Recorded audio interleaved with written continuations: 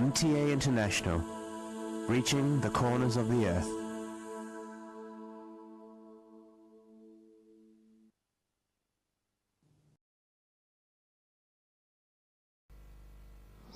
صلی علی رسولنا صلی علی محمد صلی علی نبینا صلی علی محمد صلی علی کریمنا صلی علی محمد صلی علی حبیبنا صلی علی محمد صلی علی امامنا صلی علی محمد صلی علی نبینا صلی علی محمد صلی علی رسولنا صلی علی محمد صلی علی شفیعنا صلی علی محمد صلی علی کریمنا صلی علی محمد صلی علی حبیبنا صلی علی محمد صلی علی امامنا صلی علی محمد صلی علی رحیمنا صلی علی محمد صلی علی نبینا صلی علی محمد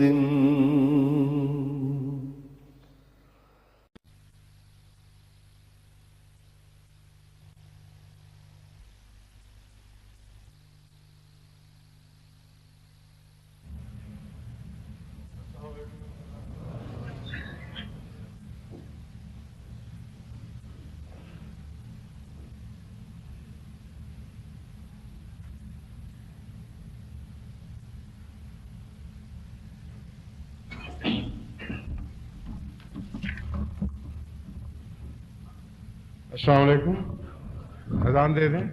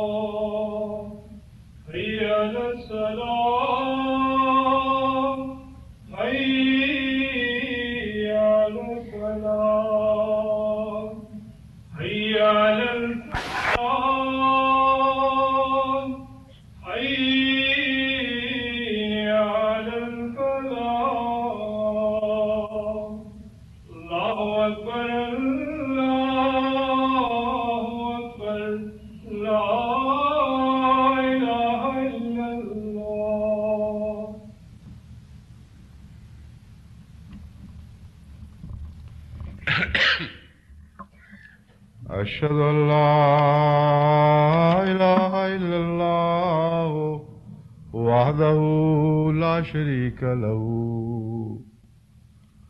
وأشهد أن محمدا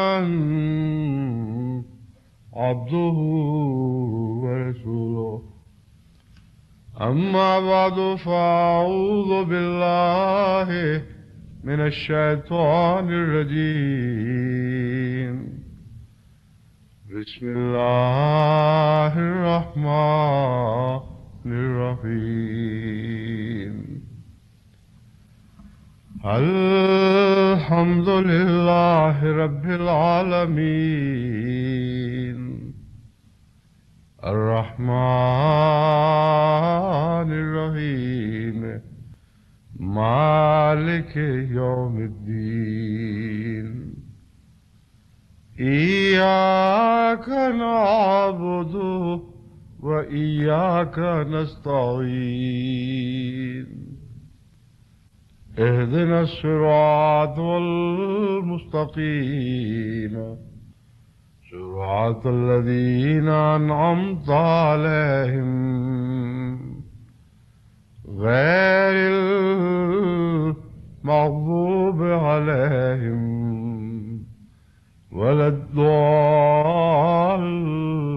الضالين.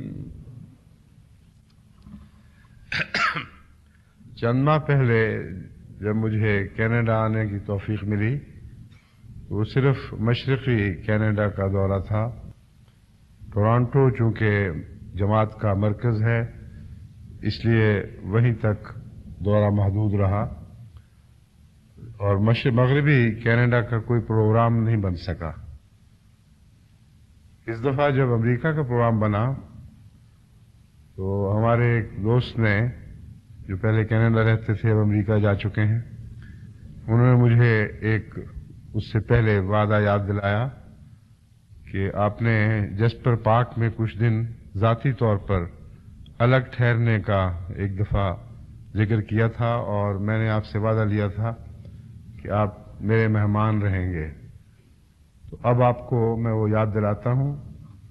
یہ پیغام مجھے کسی ذریعے سے ملا تو اگر ہو سکے تو جسپر پارک کا دورہ اس دفعہ رکھ لیا جائے.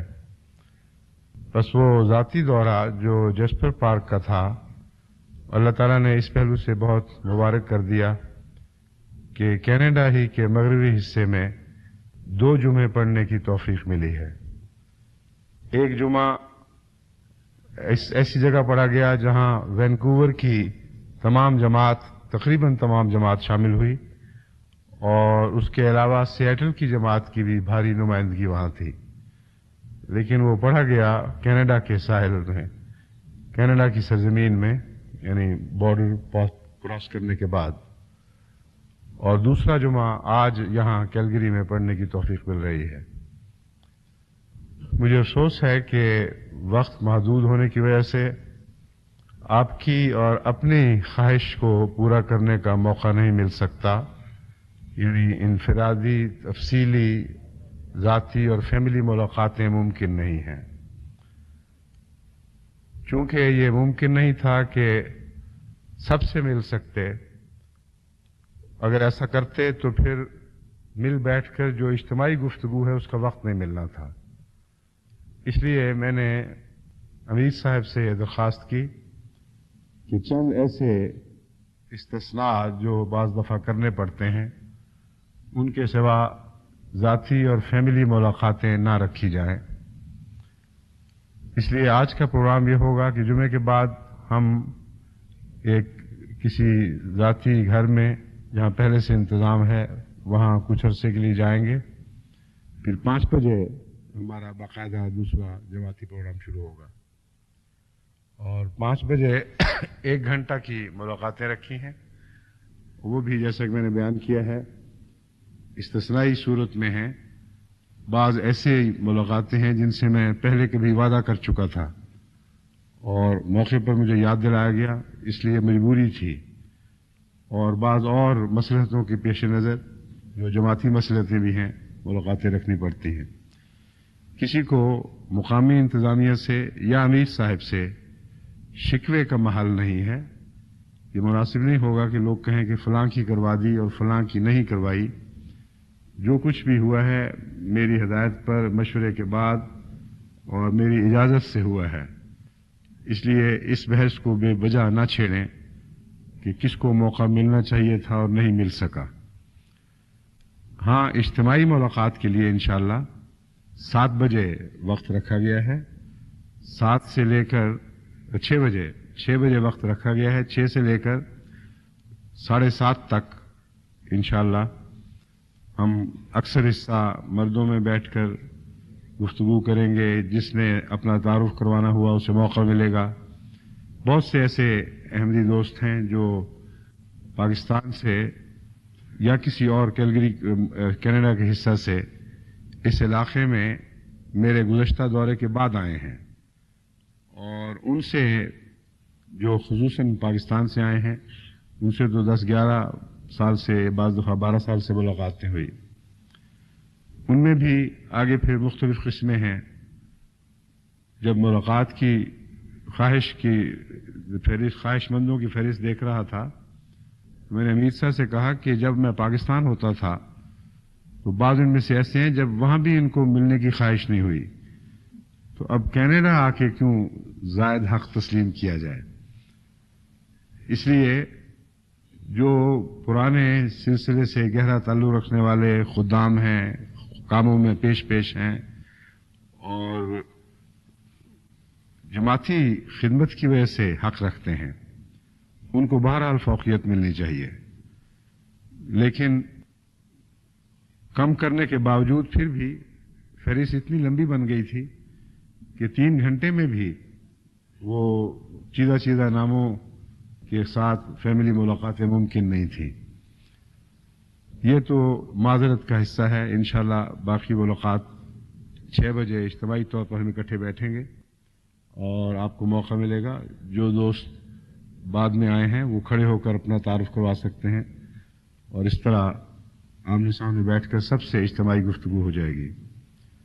امیر صاحب نے فرمایا ہے کہ اس کے بعد چند منٹ کے لیے خواتین میں بھی جانا ہوگا، کیونکہ بہت سی خواتین ایسی ہیں جو بعد میں تشریف لائی ہیں، ان کو بھی خواہش ہوگی کہ ان سے بھی گفتگو ہو جائے۔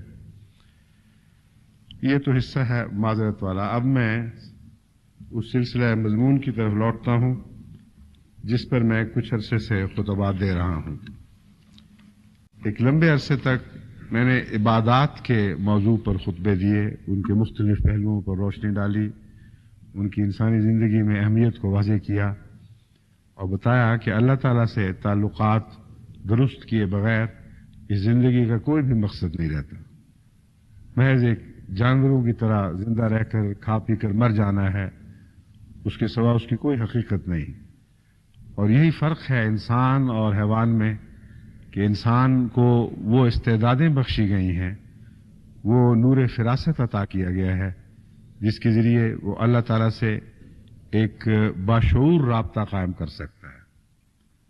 ویسے تو ہر مخلوق کا خدا سے ایک رابطہ ہے، اور کوئی مخلوق خواہ آپ اسے بے جان سمجھیں، بے شعور سمجھیں، اللہ سے رابطے سے عاری نہیں ہے۔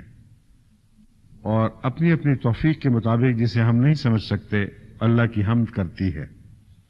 لیکن انسان اور باقی مخلوقات میں فرق یہ ہے کہ انسان وہ استعدادیں رکھتا ہے جس سے خدا تعالیٰ سے باشعور تعلق قائم کر سکتا ہے، جیسے انسان کا انسان سے تعلق ہوتا ہے.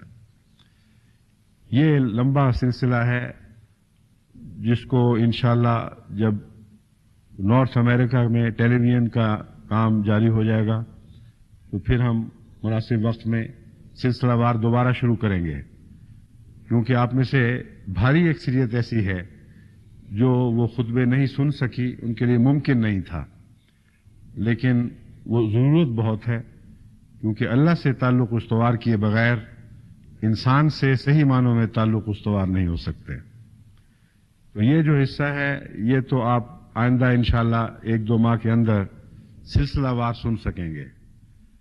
لیکن آج کل میں جس موضوع پہ گفتگو کر رہا ہوں وہ انسانوں کے انسانوں سے تعلقات کا مضمون ہے، جس کا گہرا تعلق اللہ تعالیٰ کی عبادت اور اللہ تعالیٰ سے تعلق کے ساتھ ہے.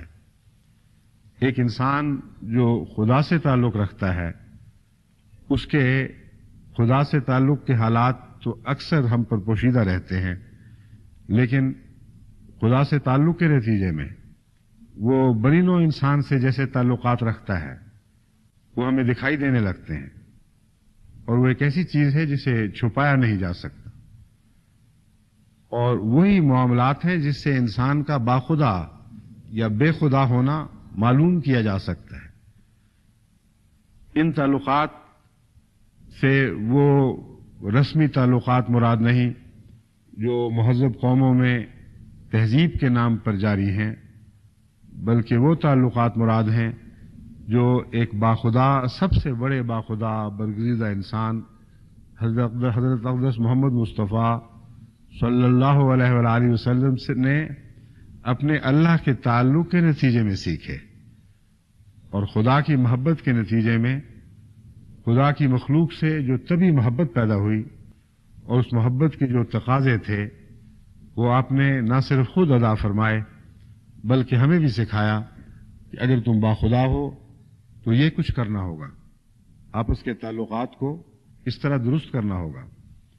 ان تعلقات کی کمی بسا اوقات جماعت میں بھی نظر آتی ہے، اور اس انسانی تعلق میں رکھنوں کی وجہ سے مجھے ان کی عبادت میں رکھنے دکھائی دینے لگتے ہیں. محض یہ کہنا کہ یہ انسانی تعلقات کی خرابیاں درست نہیں ہیں. جس کے تعلقات اللہ سے درست ہوں اس کے انسانی تعلقات ہموار ہو جاتے ہیں اور ان میں بہت کم رکھنے دکھائی دیتے ہیں. بعض دفعہ رکھنے دکھائی دیتے ہیں تو دیکھنے والے کی آنکھ کا قصور ہوتا ہے اور اس کی ٹیڑھی نظر ایک باخدا انسان کے انسانی تعلقات کو ٹیڑھا دیکھنے لگتی ہے، جیسا کہ بعض اندھے اور دشمن اسلام حضرت صلی اللہ علیہ وآلہ وسلم کے انسانی تعلقات پر بھی حرف رکھنے لگتے ہیں. بس مراد یہ نہیں کہ ٹیڑھی آنکھوں والوں کو بھی یہ تعلقات درست دکھائی دیتے ہیں. عام سرسری نظر میں انسان جو تقوی کے اعلیٰ مدارج نہ بھی طے کر سکا ہو، اگر معمولی انصاف کی نظر سے بھی دیکھے تو اسے خدا والوں کے تعلقات میں کوئی رکھنا دکھائی نہیں دے گا. بس اس پہلو سے میں جماعت کی تربیت کی کوشش کر رہا ہوں، کیونکہ میں یہ یقین رکھتا ہوں کہ جب تک ہم بحیثیت احمدی مسلم اپنے اندرونی تعلقات کو مثالی نہ بنا لیں اس وقت تک ہم بنی نوع انسان پر اسلام کے غلبے کے لیے تیار نہیں ہیں. وہ اسلام کا غلبہ جو محض نظریاتی غلبہ ہو، جو کوئی اخلاقی انقلاب برپا نہ کر سکے، جو کوئی روحانی تبدیلی پیدا نہ کر سکے، وہ بالکل بے معنی اور بے حقیقت ہے، اور کبھی حضور اکرم صلی اللہ علیہ وآلہ وسلم نے ایسے غلبے کی کوئی پیشگوئی نہیں فرمائی. لِيُظْهِرَهُ عَلَى الدِّينِ كُلِّهِ فرمایا ہے. یہ نہیں فرمایا کہ تمام انسانوں پر دنیا اس مذہب کو غالب فرما دے گا. فرمایا محمد رسول اللہ کو تمام ادیان پر غالب فرما دے گا.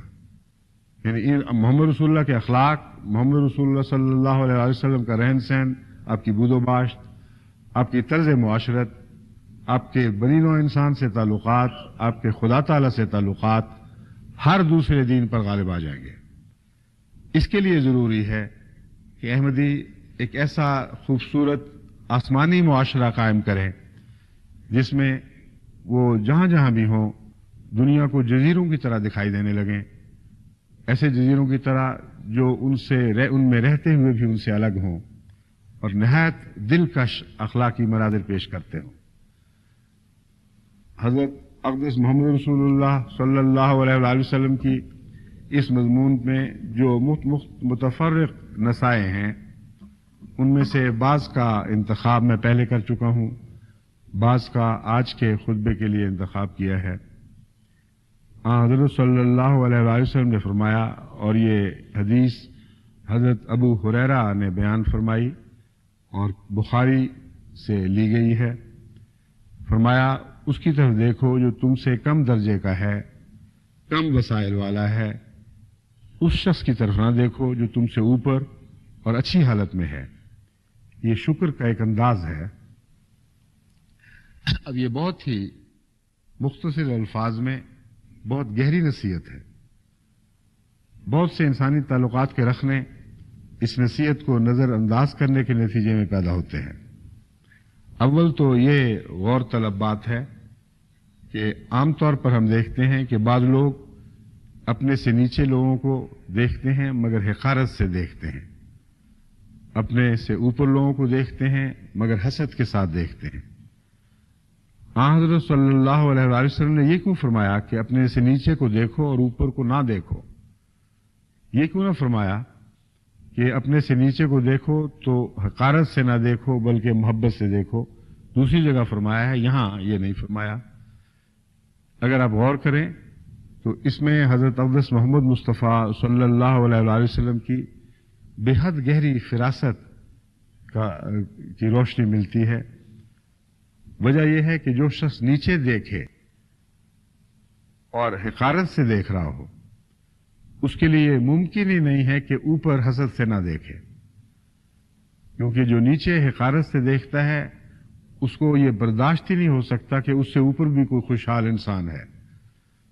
بس اوپر نہ دیکھنے نے اس مضمون کو کہ ایک طرف کو ایسا قطع کر دیا ہے کہ دوسرے حصے پر اس کی بہت ہی عمدہ روشنی پڑتی ہے اور ساری بات کی وضاحت ہو جاتی ہے. اپنے سے نیچے دیکھو اور اوپر نہ دیکھو، اس کا مطلب یہ ہے کہ وہ لوگ جو حسد کا مادہ رکھتے ہیں، جو کسی کی خوشحالی سے جلتے ہیں، وہی لوگ ہیں جو اپنے سے کم تر لوگوں کی ضرورتوں سے بے نیاز ہو جاتے ہیں اور ان سے بے پرواہ ہو جاتے ہیں. ان کی طرف نہ دیکھنے سے مراد یہ ہے کہ اگر نظر ڈالیں گے تو حقارت کی نظر ڈالیں گے، ورنہ ان کو پرواہ کوئی نہیں کہ نیچے کون لوگ ہیں. حضور نے فرمایا کہ جب تم دیکھو تو نیچے کی طرف دیکھو اور اوپر نہ دیکھو، اس سے شکر پیدا ہوتا ہے. اوپر اگر انسان دیکھتا رہے اور ان لوگوں کو دیکھے جو ان سے بالا ہیں، ان کو خدا نے دولتیں اور دوسری انعامات زیادہ عطا کیے ہیں یا ذہنی اور قلبی صلاحیتیں زیادہ بخشی ہیں، تو ایسے شخص کی زندگی ہمیشہ عذاب میں مبتلا رہتی ہے اور ہمیشہ ناشکری کے خیالات دل میں پیدا ہوتے رہتے ہیں کہ اس کو تو اللہ تعالیٰ نے یہ دیا، مجھے نہیں دیا، یا اس نے یہ اپنے ذرائع سے حاصل کر لیا اور میں نہیں کر سکا. تو ساری زندگی میں ایک تلخی گھولی جاتی ہے. لیکن ایک انسان اگر نیچے کی طرف دیکھنے کا رجحان رکھتا ہو تو وہ لوگ جو اس سے کئی طرح سے کمتر ہیں، ذہنی لحاظ سے کمتر ہیں یا جسمانی استعدادوں کے لحاظ سے کمتر ہیں یا مالی استعدادوں کے لحاظ سے کمتر ہیں، رہن سہن اور دنیا کے دیگر آرام کے ذرائع میں وہ نسبتاً کمتر ہیں، تو اس کی توجہ ان کے لیے ہمدردی اور احسان کی طرح سے، احسان کے زاویے سے ہوگی اور حقارت کے زاویے سے نہیں ہوگی، کیونکہ اس کے ساتھ حضرت صلی اللہ علیہ وسلم نے شکر کی شرط لگا دی ہے کہ یہ میں تمہیں شکر کرنے کا طریقہ سکھا رہا ہوں. بس جو شخص اپنے سے کم تر کو دیکھے وہ ہمیشہ شکر میں مبتلا رہے گا کہ اللہ کا کتنا بڑا احسان ہے کہ مجھے یہ بھی میسر ہے اور وہ بھی میسر ہے اور ان صلاحیتوں میں میں اس سے بہتر ہوں.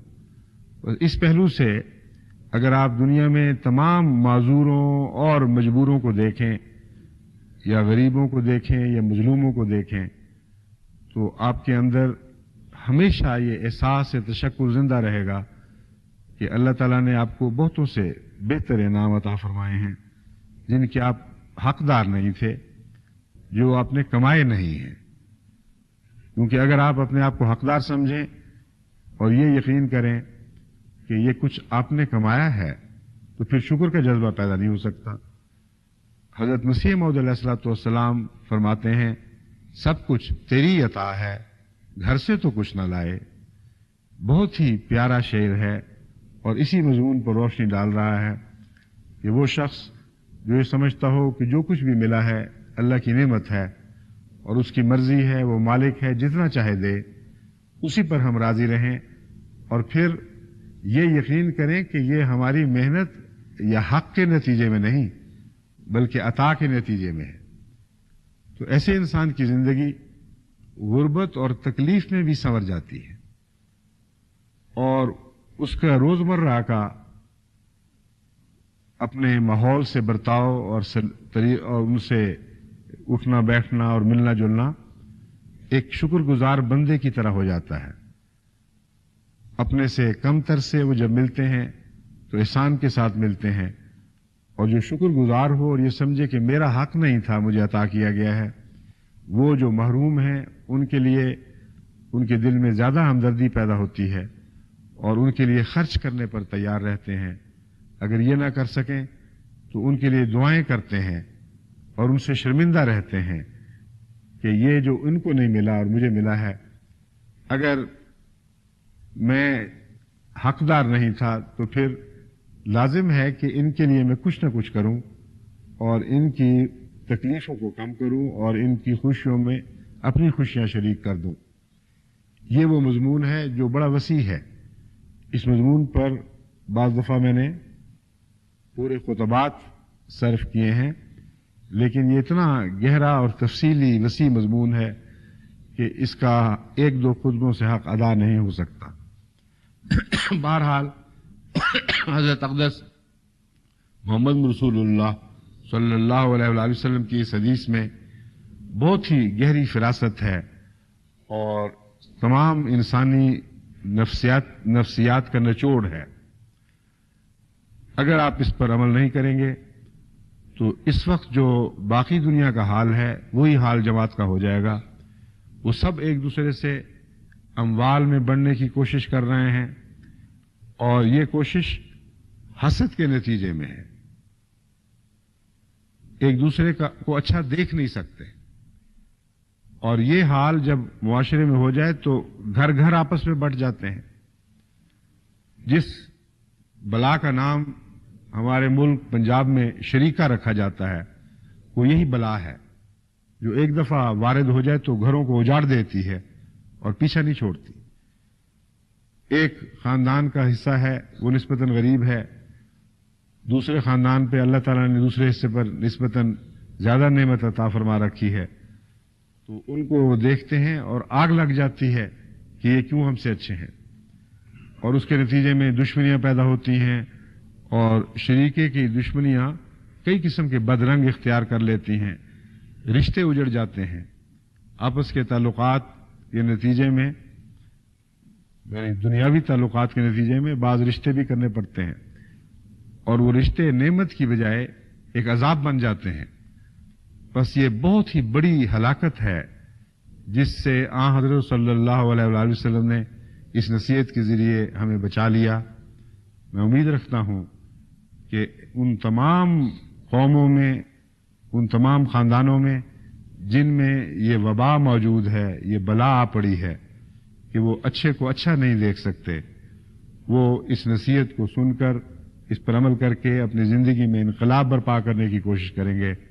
اپنے سے نیچے کو دیکھیں گے، ان سے ہمدردی کا سلوک کریں گے، اگر یہ سلسلہ ہو تو سلسلہ وار سب سے اچھا اپنے سے کمتر سب سے جھک کر ملے گا اور ان سے حسن سلوک کرے گا. اس کی نعمت سے باقی خاندان کے لوگ بھی حصہ پائیں گے. اس کی رحمت اور شفقت کا باقی سب بھی مورد بنیں گے. اور اس طرح یہ تعلقات نفرتوں اور حسد کے میں منتج ہونے کی بجائے آپس میں ایک دوسرے کے ساتھ حسن و احسان کے سلوک پر منتج ہو جائیں گے. میں نے کہا ذرا گرم پانی ہو یا ہلکا قہوہ منگوا دیجیے. مجھے کل پرسوں کچھ تھوڑا سا نزلہ ہو گیا تھا تو اب اللہ کے فضل سے ٹھیک ہوں, بہت حد تک بہتر ہوں, کوئی اس میں مزید خرابی پیدا نہیں ہوئی, لیکن بولتے وقت گلا کچھ خشک ہو جاتا ہے, اس لیے مجھے پانی مانگنا پڑا ہے.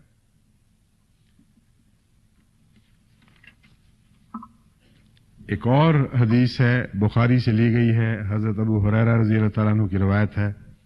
حضرت صلی اللہ علیہ وسلم نے فرمایا کہ اللہ تعالیٰ فرماتا ہے 3 شخص ایسے ہیں جن سے قیامت کے دن میں سخت باز پرس کروں گا. ایک وہ جس نے میرے نام پر کسی کو امان دی اور پھر دھوکہ بازی اور غداری کی. ایسی مثالیں اللہ تعالیٰ کے فضل سے جماعت میں تو کوئی نہیں ملتی.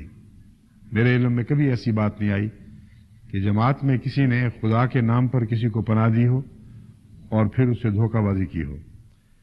لیکن جو جماعت کے دشمن مولوی ہیں ان میں بارہا ایسی مثالیں نظر آتی ہیں. ابھی 2-3 دن پہلے بنگلہ دیش سے ایک فیکس ملی کہ ایک علاقے کے مولوی نے وہاں کے 9 احمدیوں کو خدا کے نام پر وعدہ کر کے بلایا کہ آؤ ہم گفتگو کرتے ہیں, تمہیں کوئی نقصان نہیں پہنچے گا اور بڑے اچھے پاکیزہ ماحول میں گفتگو ہوگی. مگر خدا کے نام کی پناہ دے کر پھر غنڈوں سے ان پر حملہ کروایا اور کئی تقریباً جانکنی کی حالت میں جا پہنچے. تو یہ وہ مضمون ہے جس کو حضرت صلی اللہ علیہ وآلہ وسلم نے بیان فرماتے ہوئے فرمایا کہ اللہ تعالیٰ فرماتا ہے کہ 3 شخص ایسے ہیں جن سے میں قیامت کے روز سخت باز پرس کروں گا.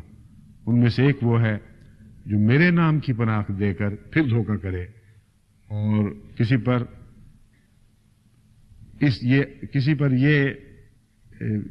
کو یہ یقین دلا کر کہ اللہ کی امان میں آ چکے ہو تمہیں کوئی خطرہ نہیں, پھر اسے اپنے شر کا نشانہ بنائے. اس کو میں کبھی معاف نہیں کروں گا, اس سے سختی کا سلوک کروں گا. پھر فرمایا دوسرا آدمی وہ ہے جس نے کسی آزاد کو پکڑ کر دھوکہ بازی اور غداری کی اور اپنے فائدے کے لیے آگے بیچ دیا, اس کی قیمت کھا گیا. اس سے پتہ چلتا ہے کہ اسلام میں غلامی کا کوئی تصور نہیں ہے. وہ غلامی کا تصور جس کا ذکر قرآن کریم میں ملتا ہے وہ خاص جنگ کی حالتوں کے نتیجے میں جنگی قیدیوں کو غلام کہا جاتا ہے اور تمام تر مضمون انہی کے گرد گھوم رہا ہے. لیکن کہیں اشارتاً بھی اس بات کی اجازت نہیں کہ کوئی انسان کسی دوسرے آزاد انسان کو پکڑ کر اپنا غلام بنا لے. اور یہ عجیب بات ہے کہ وہ قومیں جو اسلام کے غلامی کے تصور پر تانظن ہیں اور دنیا کو کہتے ہیں کہ اسلام نے غلامی کی تعلیم دی, انہوں نے ایسی غلامی کی بنیادیں ڈالی ہیں اور اس قدر سنگین غلامی کے جرائم, غلام بنانے کے جرائم ادا کیے ہیں کہ ساری دنیا کی تاریخ میں اس کی مثال نہیں ملتی. یہ امریکہ جو کثرت کے ساتھ ایفرو امریکن سے بھرا ہوا ہے, یہ اس بات پر گواہ ہے کہ افریقہ کے ملکوں سے مغربی قوموں نے دھوکہ دے دے کر لوگوں کو پکڑا اور بہت مدت تک نہایت خوفناک جیلوں میں ٹھونسا اور پھر وہاں سے پکڑ کر یہ ایسے حال میں امریکہ کے ساحل پر لے کے آئے کہ ایک بڑی بھاری تعداد رستے میں گندی اور ناقابل برداشت حالتوں کے نتیجے میں مر جایا کرتی تھی. میں جب غانا گیا تھا تو وہاں جب ان کے صدر سے ملنے گیا ان کے ایڈی کانگ نے مجھے محل میں وہ تہ خانہ بھی دکھایا تھا جہاں کسی زمانے میں دھوکہ دے کر افریقن یعنی غانین افریقنوں کو پکڑ کر پہلے قید میں رکھا جاتا تھا اور پھر وہاں سے جہازوں پر لاد کر امریکہ پہنچایا جاتا تھا. ایسا خوفناک نظارہ تھا کہ اس کو دیکھ کر انسان کے رونگٹے کھڑے ہو جاتے ہیں. رونگٹے کھڑے ہوتے ہیں انسان کی بہیمانہ کیفیت کو دیکھ کر، اس کی بد حالت کو دیکھ کر. بتانے والوں نے بتایا کہ ایک ایک کمرے میں اتنے آدمی ٹھونس دیے جاتے تھے کہ وہ بیٹھ نہیں سکتے تھے، کیونکہ بیٹھنے کے لیے جو ہلنے کی جگہ ہے وہ میسر نہیں ہوتی تھی، اور ان کے لیے کوئی ٹوائلٹ کا انتظام نہیں ہوا کرتا تھا. اور خوراک اس وجہ سے کبھی کبھی روٹی پھینک دیا کرتے تھے کہ یہ مر نہ جائیں، یہ ہماری دولت ہے جو ضائع نہ ہو جائے. اور اس حالت میں کئی لوگ کھڑے کھڑے مر کر گرتے رہتے تھے یا پھنسے رہتے تھے اسی طرح. پھر جن جہازوں پر لادتے تھے ان میں ایسی کیفیت تھی جیسے دڑبوں میں ظالم لوگ مرغیاں ٹھونس دیتے ہیں، اور ان کا بھی وہی حال تھا. جو تاریخ میں نے پڑھی ہے معلوم ہوتا ہے کہ 25 سے 30% تک زندہ آدمی امریکہ تک پہنچتے تھے، باقی رستوں میں مر جاتے تھے. اور ابھی یہ مہذب قومیں ہیں، یہ اسلام کی غلامی کے تصور پر ہنستی ہیں. حالانکہ قرآن کریم کا مطالعہ کر کے دیکھیں اور اس تعلیم کو دیکھیں جو آن حضرت صلی اللہ علیہ وسلم نے غلاموں کے متعلق فرمائی، تو ایک حیرت انگیز انسانی عظمت کا مظہر تعلیم ہے. یہی وجہ ہے کہ قرآن کریم میں غلامی بنانے کا رستہ تو کوئی نہیں بتایا گیا سوائے اس کے کہ جنگ ٹھوسی گئی ہو، اور غلامی سے آزادی کے بے شمار دروازے کھولے گئے ہیں.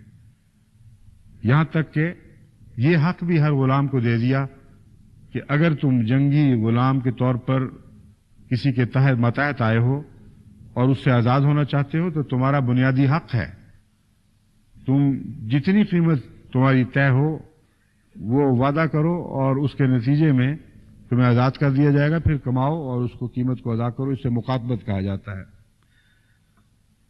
کسی آزاد کو خود پکڑ کر غلام بنا لینا اور بیچنا اتنا مکروہ فعل ہے کہ اللہ تعالیٰ نے حضرت صلی اللہ علیہ وسلم کو خبر دی کہ یہ دوسرا شخص جسے میں قیامت کے دن سختی سے دیکھوں گا اور سختی سے اس کی بات پوچھ کروں گا، وہ شخص ہوگا جو کسی آزاد بندے کو پکڑ کر غلام بنا لے اور اس کی قیمت کھا جائے.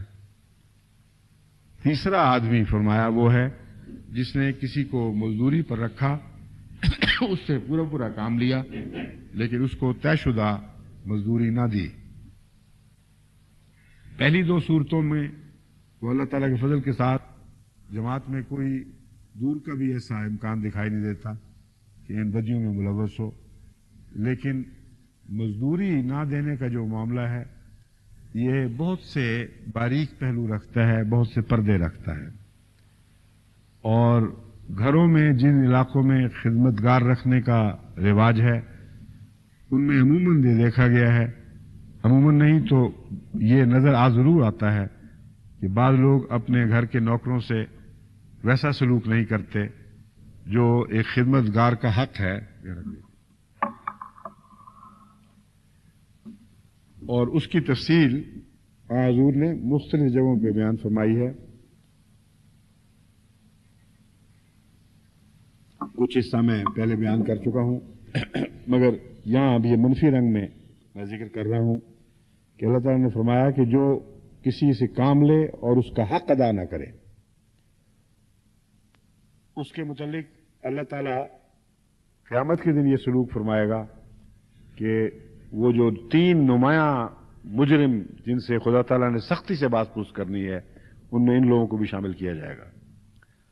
بس ظاہری طور پر اگر ایسا دکھائی نہ بھی دیتا ہو تو بعض دفعہ غفلت کی حالت میں بعض سلوک ایسے ہوتے ہیں جس سے ایک مزدور اپنے حق سے محروم رہ جاتا ہے. اس کے متعلق جماعت کو ہمیشہ متنبہ رہنا چاہیے. گھر کے نوکر ہوں جو رواج تو اب کم ہوتا جا رہا ہے، یا تجارت میں نوکر ہوں، उन सब से ऐसा हुस्न सलूक होना चाहिए कि कोई शायबा भी इस बात का न रहे कि अल्लाह ताला क़यामत के दिन ऐसे शख्स को नाराजगी की नज़र से देखे। हज़रत अबू हुरैरा रज़ी अल्लाह ताला अन्हु की ही एक और रवायत है जो बुखारी से ली गई है। हज़रत सल्लल्लाहु अलैहि वसल्लम ने फरमाया, ताकतवर पहलवान वो शख्स नहीं है जो दूसरे को पिछाड़ दे, पहलवान वो है जो गुस्से के वक्त अपने आप पर काबू रखे, यानी अपने नफ्स को पिछाड़ दे। और ये वो नसीहत है जिस पर तवज्जो ना देने के नतीजे में बहुत बड़े बड़े दर्दनाक वाक़यात पैदा होते हैं और बहुत से झगड़े ऐसी शक्ल इख्तियार कर जाते हैं जिनके नतीजे में खानदान दुखों में मुब्तला हो जाते हैं, लंबी मुसीबतें पीछा करती हैं, कई खानदानों को मुद्दतों जेलों में वक्त गुजारने पड़ते हैं, बहुत ही बद हालतें पैदा होती हैं एक इस नसीहत को नज़रअंदाज करने के नतीजे में कि एक इंसान गुस्से के वक्त काबू ना पा सके। हज़रत सल्लल्लाहु अलैहि वसल्लम ने इस सिलसिले में जो नसीहत फरमाई है, तफसीली हदायत दी है, वो ये है कि अगर गुस्सा आए तो एक घूंट पानी का भर लिया करो, उससे कुछ थोड़ी सी ठंड पड़ती है। फिर फरमाया कि अगर खड़े हो तो बैठ जाया करो, क्योंकि गुस्से के नतीजे में इंसानी मिजाज उछलता है और बैठा हुआ आदमी उठ खड़ा होता है, और ये उसके बरक्स सूरत है। खड़े हुए को बिठाए तो गुस्सा भी साथ कुछ झाग की तरह बैठता है, और अगर बैठे हुए हो तो लेट जाओ, लेकिन गुस्से पर काबू पाना है, वरना गुस्से की हालत में इंसान एक दफा मगलूब हो जाए तो फिर उससे दीवानों की तरह बात हरकतें सरजद होती हैं जिस पर वो हमेशा पछताता है और फिर भी कुछ नहीं कर सकता। बस आपने फरमाया कि पहलवान तो वो है कि जब गुस्सा उस पर कब्जा कर रहा हो उस वक्त वो गुस्से को पछाड़ दे, बजाय इसके कि किसी और को गिरा दे। अब तिरमिज़ी से एक हदीस ली गई है, हजरत अब्दुल्ला बिन अब्बास रवायत फरमाते हैं, हजरत सल्लल्लाहु अलैहि वसल्लम ने फरमाया, अपने भाई से झगड़े की तरह ना डालो और ना उससे बेहुदा तहकीर आमेज मजाक करो और ना उससे ऐसा वादा करो जिसे पूरा ना कर सको, यानी झूठे वादे न किया करो। इसमें पहली बात यह फरमाई, भाई से झगड़े की तरह ना डालो।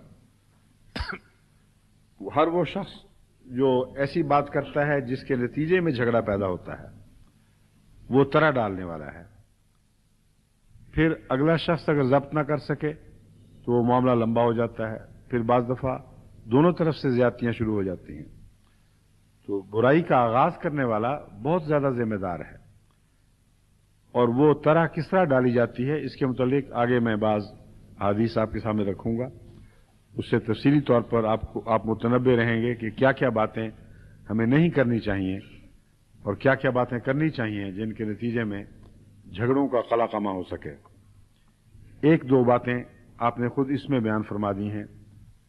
फरमाया, बेहुदा तहकीर आमेज मजाक न किया करो, और ये वो बीमारी है जो इंसानों में कसरत से मिलती है, खुसूसियत से इनफरादी सतह पर मशरकी कौमों में, और वो इलाका जिसका नाम हिंदुस्तान है, यानी जिसमें हिंदू पाकिस्तान दोनों शामिल हैं, उस इलाके में तो ये बीमारी बहुत कसरत से मिलती है।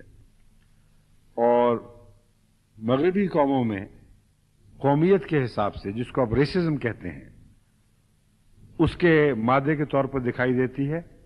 अगरचे बाशऊर लोग मगरबी कौमों में इसके खिलाफ जद्दोजहद कर रहे हैं, और लेकिन उनको खुद खतरे दिखाई दे रहे हैं कि बदलते हुए सियासी हालात में बईद नहीं कि रेसिज्म दोबारा सर उठा ले और दोबारा कई किस्म के फितने पैदा कर सके। बहरहाल कौमी तहकीर हो या इनफरादी तहकीर, ये दोनों बातें मुहलिक हैं और इनके नतीजे में लाजिमन झगड़े पैदा होते हैं। बस फरमाया कि झगड़े की तरह न डालो और उसकी बुनियादी वजह की तरफ मुतवज्जे हुए فرمایا کہ جھگڑوں کا آغاز بسا اوقات تحقیر سے ہوتا ہے. اس سے پہلے میں حدیث یہ پیش کر چکا ہوں کہ حضرت نے فرمایا کہ نیچے دیکھا کرو، اوپر نہ دیکھو. جو شخص نیچے تحقیر سے دیکھتا ہو اس کے لیے ممکن ہی نہیں ہے کہ اوپر نہ دیکھے. وہ اوپر حسد سے ضرور دیکھتا ہے. اس لیے یہ بات میں دوبارہ کھول رہا ہوں. مراد اس سے یہ ہے کہ نیچے دیکھو، محبت اور شفقت سے دیکھو. اور اگر ایسا نہیں کرو گے اور تحقیر سے دیکھو گے تو جھگڑوں کی بنیاد ڈالنے والے ہو گے. بس انفرادی طور پر ہم نے دیکھا ہے مجالس میں بعض لوگوں کو عادت ہے کسی ایک شخص کے بیچارے میں کوئی نقص ہے، کوئی گنگنی آواز سے بولتا ہے یا اور کوئی جسمانی نقص پیدا ہو گیا ہے تو کئی لوگ اس کے نام رکھتے ہیں، اس کو چھیڑتے ہیں اور اس طرح تنگ کرتے ہیں. ایسا شخص دل میں کرتا رہتا ہے، اگر وہ غریب اور مجبور ہو تو کچھ کہہ نہیں سکتا، لیکن دل میں انتقام کا جذبہ ضرور پیدا ہوتا ہے. اگر یہ جذبے پلیں اور سوسائٹی میں زیادہ ہو جائیں، بعض دفعہ ایک کمزور آدمی پھر اٹھ کے انتقام کی سوچتا ہے. اگر چھرا ہاتھ میں آتا ہے تو چھرا لے کر حملہ آور ہو جاتا ہے. کئی ایسے واقعات جھگڑوں کی صورت میں میرے سامنے آئے ہیں جہاں محض اس سے آغاز ہوا کہ کسی کو چھیڑا ہے اور بار بار اتنا چھیڑا گیا ہے کہ اس کے نتیجے میں وہ شخص اپنے اوپر قابو نہیں رکھ سکا. بس آن حضرت صلی اللہ علیہ وسلم کی نصائح میں بہت گہری حکمتیں ہیں اور تمام معاشرے کے آزار ان نصائح پر عمل کرنے سے دور ہو سکتے ہیں. فرمایا بےہودہ مذاق، تحقیر آمیز مذاق بالکل نہ کیا کرو اپنے بھائی سے. یہ بدتمیزی ہے، ناشکری ہے اللہ تعالیٰ کی، اور تمہارے اپنے اندر تمہارے تعلقات میں یہ زہر گھولنے والی بات ہے. پھر فرمایا کسی سے ایسا وعدہ نہ کرو جسے پورا نہ کر سکو. اب یہ ایک ایسی بات ہے جس کے نتیجے میں کئی قسم کے تعلقات میں رکھنے پڑتے ہیں، لیکن یہ بظاہر ایک معمولی ایسی بات ہے جس کی ہم آپس میں ایک دوسرے سے توقع نہیں رکھتے. آپ کہتے ہوں گے کہ یہ نصیحت مسلمانوں کو کیوں کی گئی ہے کہ ایسا وعدہ نہ کرو جسے پورا نہ کر سکو. امر واقعہ یہ ہے کہ ہر گھر میں ایسے وعدے ہوتے ہیں جسے پورا نہیں کیا جاتا. ایسے وعدے ہوتے ہیں جنہیں اس نیت سے کیا جاتا ہے کہ پورا کرنا ہی نہیں ہے. مائیں وعدے کرتی ہیں اپنے بچوں سے، وہ رو رہے ہیں، وہ کسی چیز کے لیے ضد کر رہے ہیں اور وہ ضرور وعدہ کر دیتی ہیں کہ ہاں میں تمہیں یہ چیز لے دوں گی، لیکن جانتی ہیں کہ یہ جھوٹ ہے، وہ میں نہیں کروں گی ایسا.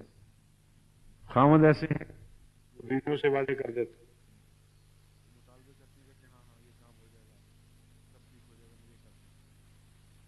اور یہ وعدے روزمرہ ہماری زندگی کا حصہ ہیں، اس لیے اس بات کو اجنبی نہ سمجھیں. شاید ہی کوئی ایسا انسان ہوگا جو جان بوجھ کر وعدہ کرے جو اس نے پورا نہیں کرنا. اکثر ہم میں سے ایسے ہیں جو کم سطح پر صحیح، محدود دائرے میں صحیح، مگر وعدے ضرور کرتے ہیں جنہیں پورا کرنے کی نیت نہیں ہوتی، اور اس کے نتیجے میں آئندہ جھوٹے وعدہ کرنے والی قوم اپنے پیچھے چھوڑ جاتے ہیں. وہ بچے جن کے گھروں میں یہ بات ہو رہی ہو وہ بڑے ہو کر انہی باتوں پر اپنی روزمرہ کی زندگی میں عمل کرنے لگتے ہیں. وہ سمجھتے ہیں کہ آسان طریقہ مصیبت سے چھوٹنے کا یہ ہے کہ وعدہ کر دو اور پھر اسے بے شک پورا نہ کرو. بس حضرت صلی اللہ علیہ وآلہ وسلم کی ہر نصیحت بہت ہی گہری ہے اور ہماری زندگیاں سنوارنے کے لیے ان میں ایک بھی ایسی نہیں جو اسے نظر انداز کیا جا سکے. جہاں آپ نظر انداز کریں گے وہاں ہماری زندگیوں کے اعتبار بگڑ جائیں گے.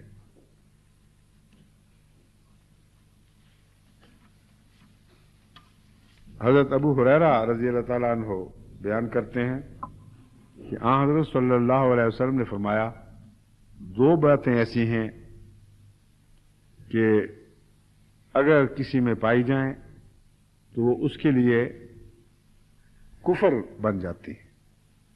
یعنی جس شخص میں پائی جائیں، خواہ وہ خدا کا منکر اور رسول کا منکر نہ ہو، تب بھی اس کی ذات میں کفر کی گواہ بن جاتی ہیں، کیونکہ ایسا شخص بنیادی طور پر کفر کی کوئی آمیزش اپنے اندر ضرور رکھتا ہے، نہ اس میں یہ دو باتیں نہ پائی جائیں. ایک یہ کہ کسی کے حسب و نسب اور خاندان پر تان کرے. اب جو جھگڑے ہیں ان میں خاندانی جھگڑے بہت سے ایسے ہیں جن کا اس بات سے تعلق ہے. کفر کا کیا اس سے تعلق ہے؟ اصل بات یہ ہے کہ وہ شخص جو یہ یقین نہ کرے کہ جو کچھ ہے خدا کی عطا ہے اور یہ سمجھتا ہو کہ ہم اپنی ذات میں بڑے ہیں، یہ کفر بھی ہے اور تکبر بھی ہے. اور دراصل تکبر کی بعض قسمیں کفر کہلاتی ہیں. بس ان معنوں میں حضرت صلی اللہ علیہ وآلہ وسلم نے اس کو کفر قرار دیا ہے اور کفر ہی ہے. کوئی شخص اپنے خاندان کو بڑا سمجھے، دوسرے کے خاندان کی تانا آمیزی کرے، تو یہ بات بیرونی طور پر جھگڑوں میں منتج ہوتی ہے، مگر اگر گھروں میں پائی جائے تو گھر ہمیشہ کے لیے اجڑ جاتے ہیں. اور عجیب بات ہے کہ یہ ایسی بیماری ہے جو آئے دن میرے سامنے آتی رہتی ہے. ایسی شکایتیں ملتی ہیں. بعض عورتیں ہیں وہ اپنے خاوند کو ہمیشہ یہ طعنہ دیتی رہتی ہیں کہ میں تو اپنے گھر میں ایسی تھی، ہمارا گھر تو ایسا بلند مرتبہ تھا، ہم تو اس طرح لوگوں کی خدمت کیا کرتے تھے اور مہمان نوازیاں کیا کرتے تھے، ہم نے تو کبھی کسی کا احسان نہیں لیا. تم لوگ پتہ نہیں کس کمینے خاندان سے آئے ہو جو زیر احسان، لوگوں کے نیچے جھکنے والے اور سر جھکانے والے. ہم تو ایسے نہیں ہیں. ایسی بعض عورتیں اپنی زندگی اجاڑ دیتی ہیں. بعض باغیرت مرد برداشت نہیں کر سکتے. وہ کہتے ہیں اچھا پھر جیسے معزز خاندان سے آئی اسی معزز خاندان میں واپس چلی جاؤ، مجھ ذلیل آدمی سے شادی کیوں کی تھی. اور بعض لوگ بیچارے دب جاتے ہیں اور بالکل سر نہیں اٹھا سکتے. ان کا گھر تو قائم رہتا ہے لیکن معاشرے میں وہ ذلیل ہو جاتے ہیں. کیونکہ ایسی بیوی کے تابع جو مرد آ جائے جو کمینی باتیں کرے، اس کا شوہر بھی کمینی باتیں کرتا ہے باہر، اور اپنے دوستوں اور ارد گرد کے ماحول میں، تعلقات کے دائروں میں اس کا شخص کا مرتبہ گرنا شروع ہو جاتا ہے. بس ایسے لوگوں کو بعض لوگ زن مرید کہتے ہیں. زن مرید کا محاورہ عام طور پر تو اچھا نہیں مگر بعض دفعہ درست ہے. اگر بد عورت ہو، بدیوں کی طرف بلانے والی ہو، غلط تکبر میں اور نخوت میں مبتلا ہو، ایسی ہی عورت کا مرید خاوند حقیقت میں زن مرید کہلا سکتا ہے. یعنی برے معنوں میں یہ لفظ اس پر چسپاں ہوتا ہے. لیکن اس کے بالکل برعکس مرد بھی ہیں جو عورتوں کو تانے دیتے ہیں، اپنی بیویوں کو کہہ دیتے ہیں، اور ان کے تانے عجیب و غریب قسم کے ہیں جس پہ جب میں پڑھتا ہوں بعض دفعہ تو طبیعت بتلانے لگتی کہ تم کس گھر سے آئی ہو، تمہارا تو جہیز ہی ایسا تھوڑا تھا، ایسے غریب گھر کی توفیق ہی نہیں تمہیں ملی، فلاں کا اتنا بڑا جہیز آیا، فلاں نے یہ چیز دی، تم لوگ تو بڑے کمینے لوگ ہو. میں گیا تو مجھے ایک جوڑا دیا، وہ بھی شاید پرانا تھا. ایسی گھٹیا ذلیل باتیں بعض مرد اپنی بیویوں سے کرتے ہیں اور بیویاں ان کی روتی ہیں، مجھے خط لکھتی ہیں بعض دفعہ. تو میں ان سے کہتا ہوں کہ طلاق کے مسائل ایسے موقعوں کے لیے ہیں. ایسے شخص کے ساتھ زندگی بسر کرنا جس کی ساتھ ساری زندگی ایک عذاب میں مبتلا رہے، صرف قربانی نہیں ہے بلکہ معاشرے پر ظلم ہے، اپنی اولاد پر ظلم ہے. کیونکہ ایسے بچے جو ایسے ماحول میں پیدا ہوں اور ایسے ماحول میں پرورش پائیں، ان کی تربیت ضرور بگڑتی ہے. کبھی بھی صحیح متوازن تربیت والے بچے ایسے گھر میں نہیں پیدا ہو سکتے. تو خواہ عورت کا قصور ہو خواہ مرد کا قصور ہو، جہاں حسب و نسب کے تانے دیے جائیں، جہاں دولت کے فقدان کے تانے ہوں، تانا زنی ویسے ہی بہت بےہودہ چیز ہے. مگر جن باتوں میں رسول اللہ صلی اللہ علیہ وسلم نے توجہ دلائی ہے ان میں اگر تانا زنی سے کام لیا جائے تو گھر اجڑتے ہیں، قوموں کے مزاج بگڑ جایا کرتے ہیں. حضرت صلی اللہ علیہ وآلہ وسلم نے اس کو کفر فرمایا ہے. فرمایا ایسا شخص خود خدا بنتا ہے. خدا کا بندہ اطاعت شعار جو جانتا ہو کہ میرا ایک مالک ہے جو مجھ سے جو سوال کرے گا، وہ کبھی ایسی کمینی حرکتیں نہیں کر سکتا. دوسری چیز جسے کفر قرار دیا گیا وہ میت پر نوحہ کرنا ہے. اب ہمارے روزمرہ ایسے واقعات ہوتے رہتے ہیں، لوگوں کے عزیز فوت ہوتے ہیں، حادثات میں گزر جاتے ہیں.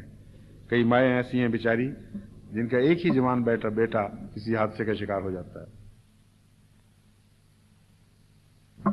مگر اس پر بے صبری کر کے نوحہ کرنا، یہ وہ بات ہے جسے حضرت صلی اللہ علیہ وسلم نے کفر قرار دیا ہے. وجہ یہ ہے کہ ہر نعمت اللہ سے ملتی ہے اور مالک وہ ہے. اس سے یہ سوال نہیں ہو سکتا کہ تو نے میرا ایک ہی بیٹا تھا کیوں بلا لیا، یا میرے خاوند کو جوانی میں مجھ سے کیوں جدا کر دیا. اور پھر اس بات پر اگر نظر رکھی جائے کہ جس مالک نے اس ابتلا میں ڈالا ہے وہ مالک یہ استطاعت رکھتا ہے اور قدرت رکھتا ہے کہ اس عارضی زندگی کے بعد اتنا عطا کرے کہ جو کچھ کھویا گیا ہے اس پر احساس جو کھوئے جانے کا احساس کا غم ہے وہ بعد میں شرمندگی پیدا کرنے کا موجب بن جائے. یہ مرنے کے بعد ہی نہیں، اس دنیا میں بھی ایسا ہوتا ہے کہ ایک انسان اگر کچھ کھو دیتا ہے اور اللہ کی خاطر صبر اور رضا اختیار کرتا ہے تو اس کے بعد خدا تعالیٰ ضروری نہیں کہ فوراً آمنے سامنے لین دین کی طرح اسے فوراً کچھ دے دے، مگر ایسے صبر کرنے والوں کو میں نے دیکھا ہے کہ ان کی زندگیاں ہر پہلو سے اللہ تعالیٰ کے فضل کے ساتھ اتنی بہتر ہو جاتی ہیں کہ اپنی پہلی حالت جس پر وہ روتے ہیں وہ اس کے سامنے کچھ بھی دکھائی نہیں دیتی، بالکل معمولی چیز ہے، لگتا ہے جیسے ضائع ہوئی. مگر اگر خدا اس دنیا میں نہ بھی دے تو وہ خدا اس دنیا کا بھی ہے اور دنیا کے بعد کی زندگی کا بھی خدا ہے. دنیا کی بعد کی زندگی کے مقابل پر یہ زندگی بہت ہی چھوٹی اور بے معنی ہے. عارضی ایک مقام ہے، جو اسے ہمیشہ کا ٹھکانہ سمجھ لے اس کے اندر ناشکری پیدا ہوتی ہے. جو یہ سمجھے کہ یہ عارضی ہے اور مجھے خدا کے حضور پہنچنا ہے، سب نے وہیں جانا ہے، اس کے دل میں ایک حوصلہ پیدا ہوتا ہے اور وہ زیادہ ہمت کے ساتھ صدموں کو برداشت کر سکتا ہے. بس جتنا خدا پر یقین کم ہو اتنا ہی انسان واویلا کرتا ہے. یہ ایک طبی بات ہے.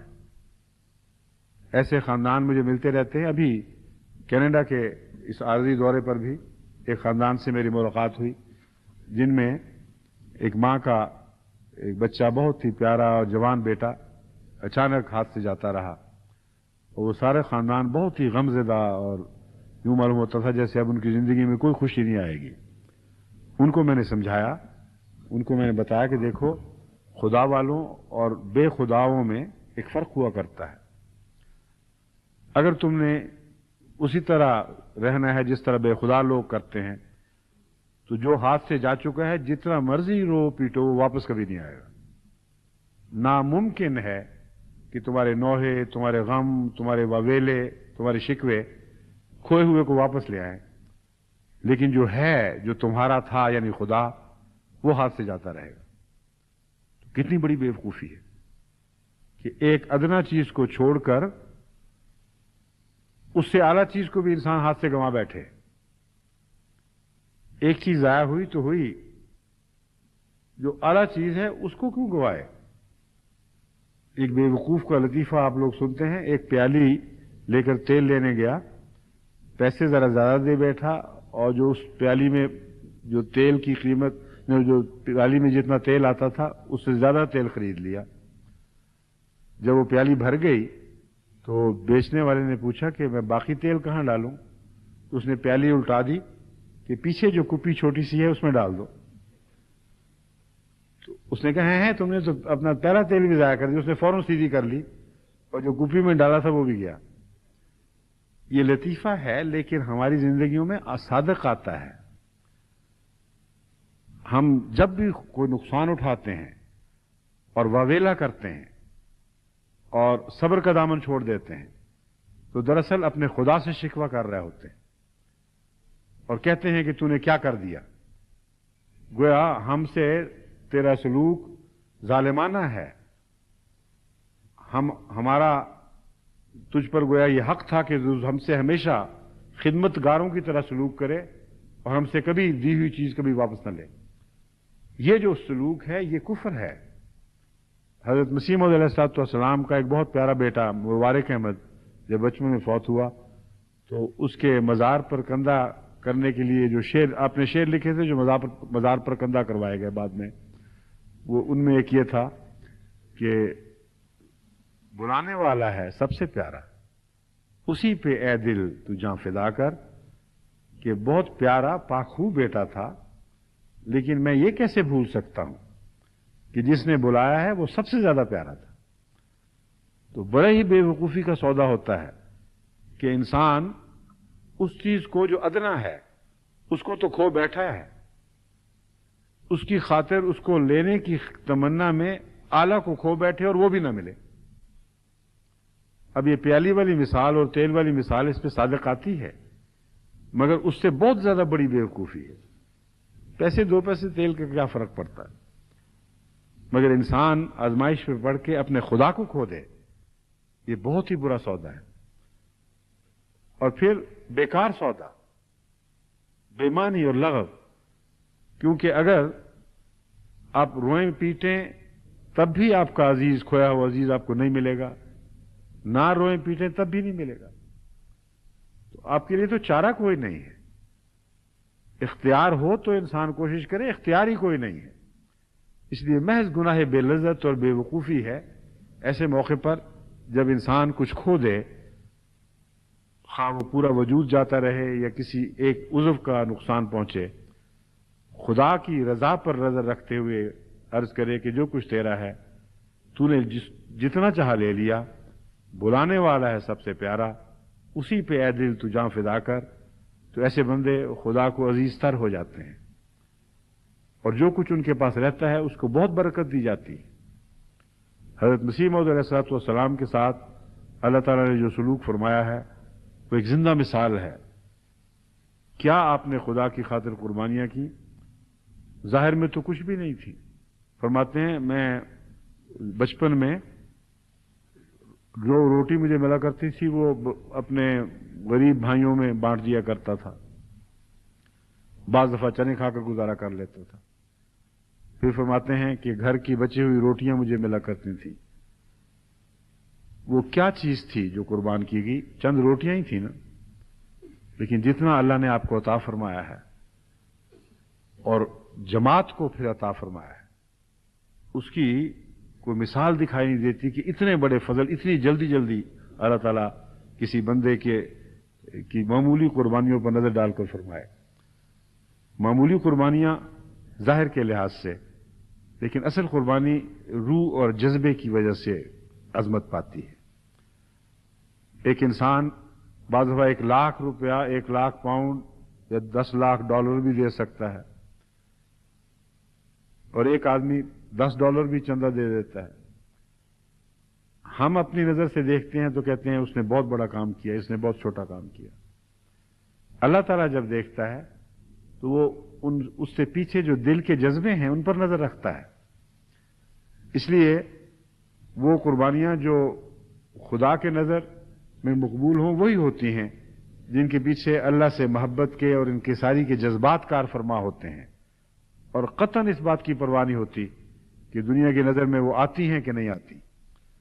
बस खुदा के हुजूर साबित कदम रहना एक बहुत बड़ी नेमत है और इसका फुकदान कुफ्र है।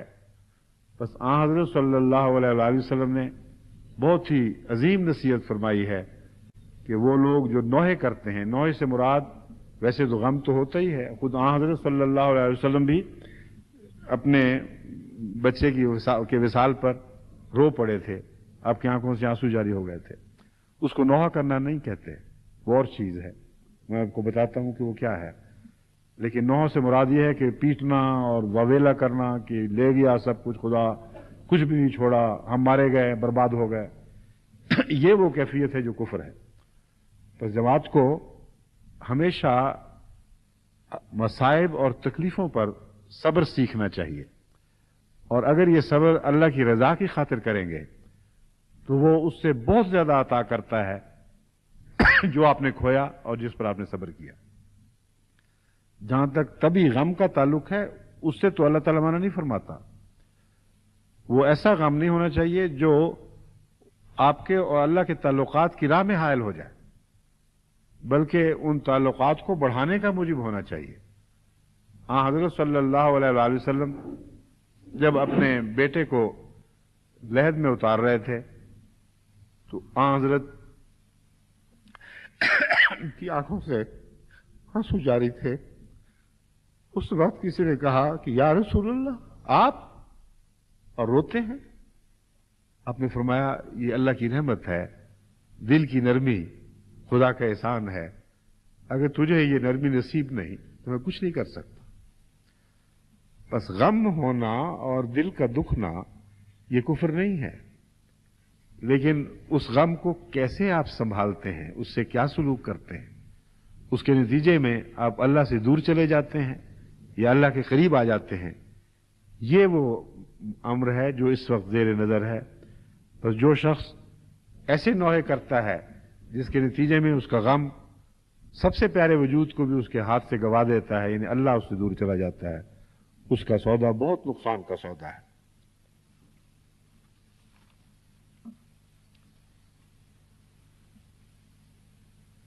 वक्त चूंकि हो चुका है और ये मजमून अभी काफी बाकी है, इंशाअल्लाह ताला बाकी आइंदा खुतबे में जब भी मौका मिलेगा बयान करूंगा।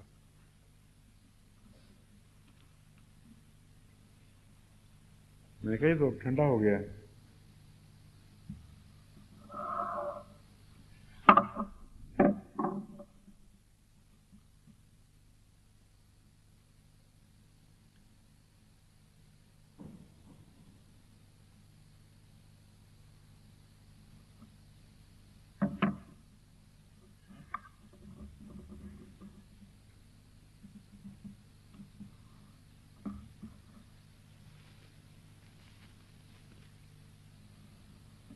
अल्हम्दुलिल्लाह नहमदुहु व नस्तईनुहु व नस्तगफिरुहु व नुमिनु बिही व नतवक्कलु अलैहि व नऊज़ु बिल्लाहि मिन शुरूरि अनफुसिना व मिन सय्यिआति अमालिना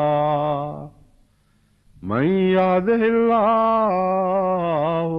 फला मुदिल्ल लहु ومن يضلله فلا هادي له ونشهد أن لا إله إلا الله وحده لا شريك له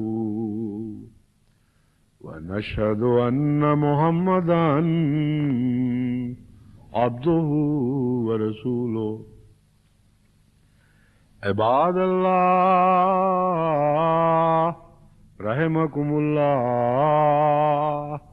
इन्नल्लाह यामुरु बिल अदल वल इहसान व इताइ ज़िल कुर्बा व यन्हा अनिल फ़हशाइ वल मुनकर वल बग़ी यइज़ुकुम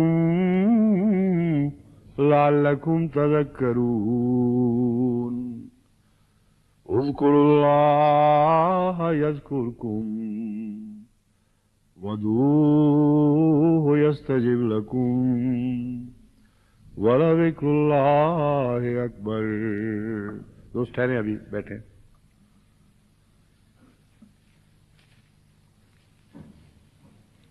वफात के सदमों का जिक्र चल रहा था जब खुतबा खत्म हुआ है। जमात के बाद बहुत ही मुखलिस फिदाई बेलौस कारकुन ऐसे हैं, वक्त फवक्त अल्लाह उन्हें बुलाता रहता है। हाल ही में हमें चौधरी मोहम्मद ईसा साहब मुबल्लिग़ सिलसिला की विसाल का सदमा पहुंचा है।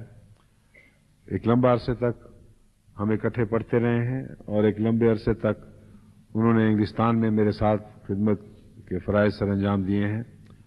बहुत ही बेलौस और फिदाई मुखलिस कारकुन थे। अल्लाह ताला उन्हें गरीक़ रहमत फरमाए। उनकी यानी अभी नमाज जुमा के बाद नमाज असर जमा होगी, फिर उसके बाद जो जनाजे होंगे उनमें चौधरी मोहम्मद ईसा साहब का नमाज जनाजा गायब होगी। ایک اور سلسلے کے معروف خاندان کے فرد جو خود بھی بہت مخلص اور فدائی تھے، سید محمد سرور شاہ صاحب، وہ انگلستان کی جماعت سے تعلق رکھتے تھے لیکن لاہور گئے تھے، وہاں ان کی وفات ہوئی ہے۔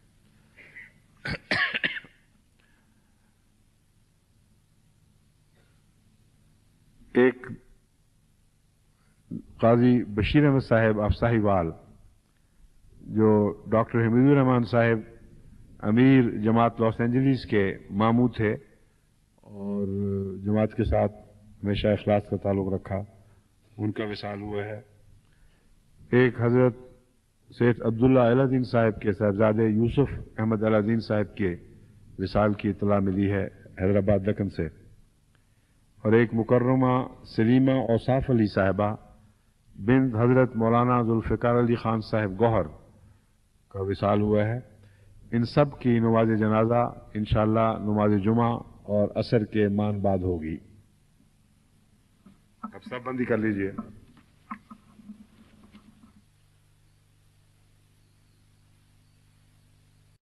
ما كان